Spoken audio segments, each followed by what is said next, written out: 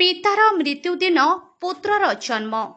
हाँ दर्शक बंधु, एमिति भी घटिपारे भाग्यर विडंबना, जहा शुणिले आपण केही भी आश्चर्य होइजिबे।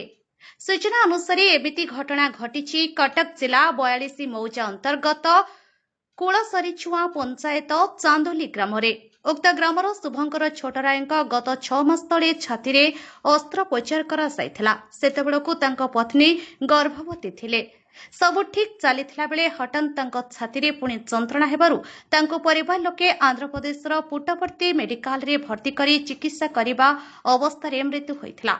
विधातार खेल एमिति थिला जे शुभंकर मृत्यु संध्या 7टारे होइथिबा बेले राति 11टारे तांकर गोटे पुत्र संतान जन्म होइथिला। एमिति घटनारे बंधु बांधव और आत्मीय स्वजन माने कौन करिबे कुछि बुझिबा कष्टकर होई पड़िछि। एबटे शुभंकर पत्नी मानसिक अवस्था भल नथिबा पाख पड़ोशी ठारू शुणिबाकु मिलुछि। शुभंकर मृत्युरे परिवार लोक भांगी पड़िथिबा बेले पुत्र जन्मर खुशी समस्तଙ୍କୁ स्तब्ध କରି ଦେଇछि।